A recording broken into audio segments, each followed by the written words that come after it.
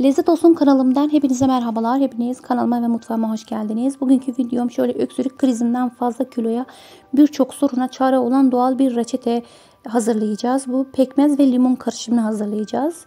Keçi boynuzu pekmezinden bugün doğal bir karışım hazırlamaya çalışacağım arkadaşlar. Bunu sizler 21 gün boyunca sabah ve akşam aç karnına tüketirseniz Allah'ın izniyle şifa bulacaksınız. Yani boğazınızda minik bir kaşıntı hissettiğinizde ya da burnunuz akmaya, hapşırmaya başladığınızda hemen doğal yiyeceklerden destek almaya başlayanlardan, şifa dolu yiyecekleri daha çok tüketmeye özen gösterenlerdenseniz bu karışım da işte vazgeçilmezlerinizin arasında olacaktır. Pekmez limon karışımını söz ediyoruz. Hazırlanması çok kolay. Pekmez ve limondan aldığı güçle vücuda faydaları ise sayfalara sığmayacak kadar fazla olan bu karışım size pekmezin tahinle olan muhteşem uyumunu bile unutturacaktır. Şifasıyla her gün yemek isteyeceğiniz bir lezzet haline gelir. Şimdi yapılışını da şöyle size gösteriyorum arkadaşlar. Bir limonumuzu şöyle ikiye bölüyoruz. Limonun yarısını kullanacağız. Yani doğal limon suyundan fayda göreceğiz arkadaşlar. Yani doğal limon suyunu mutlaka kullanmamız gerekiyor. Evet, şöyle içindeki çekirdekleri çıkarmaya çalıştım. Tabii ki şöyle sıktığımız zaman da içinde çekirdekler bardağa girebilir. Evet, şöyle suyunu da birazcık hatta etrafa sıçradık. Mutfakta gayet normal şeyler bunlar arkadaşlar. Şöyle siz evde daha özenli bir şekilde yapabilirsiniz. Şöyle iyice limonumuzun suyunu bardağımıza aldıktan sonra keçi boynuzu pekmezimizi içine ilave edeceğiz. Bu karışım özellikle de işte uzun yıllardır kullanılan işte annelerimizden hatta anneannelerimizden bize kalan bir yöntem ama son zamanlarda onu bilen pek yok. İşte o yüzden çekip sizlerle paylaşmak istedim. Bilmeyenler için özellikle de işte kansızlık sorunu olanlar da bunu kullanabilir. Evet, bu şekilde pekmezimizi de bardağımıza aldıktan sonra suyumuzu ilave edeceğiz. İşte pekmez limon karışımı adından da anlaşılabileceği gibi bu iki malzemenin bir araya gelip biraz da suyla buluşmasıyla ortaya çıkan oldukça kolay bir tarife sahip.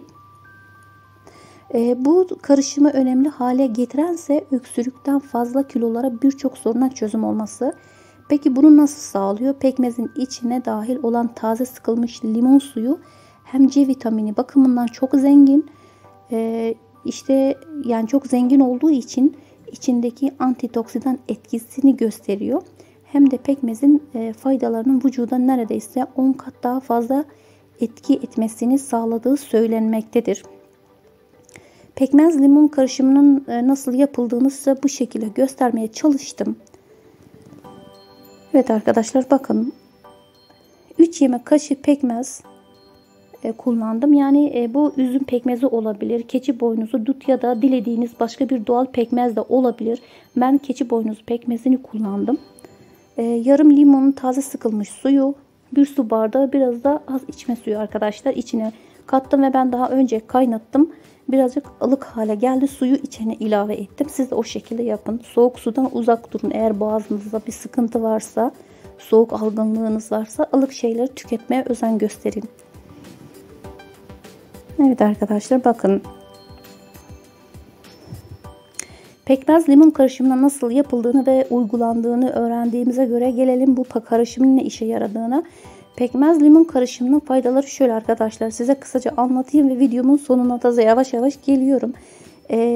Bir türlü bitmek bilmeyen öksürük krizlerinin sona ermesini sağlıyor. Boğazda oluşan ağrıların, kaşıntıların ve iltihaplanmaların geçmesine destek oluyor. Grip, nezle gibi kış hastalıklarına karşı vücuda koruyor. Bol miktarda demir içeren bu karışım bu sayede kansızlığa da iyi geliyor arkadaşlar. Yani vücuda enerji veriyor. Özellikle de kendini sürekli halsiz ve yorgun hissedenlerin de çok daha zinde hissetmelerine yardımcı oluyor. Tatlı yeme isteğini azaltıyor. Aynı zamanda vücudu serbest radikallerden yani zararlı maddelerden koruyor. Hem tatlı yeme isteğini azalttığı hem de kan dolaşımını hızlandırdığı için kilo vermek isteyenlere de destek olan pekmez limon karışımı daha uzun süre tokluk sağlıyor. Zayıflamak isteyenlere de destek oluyor arkadaşlar. İsterseniz sizler de araştırıp nelere fayda sağladığını kendiniz de görmüş olacaksınız. Arkadaşlar, ben videomun sonuna geldim. Umarım size fayda sağlar. Kanalıma abone olmayı ve beğen butonuna tıklamayı unutmayın. Sonraki videolarda tekrar görüşmek üzere. Kendinize çok iyi bakın. Allah'a emanetsiniz. Hoşça kalın.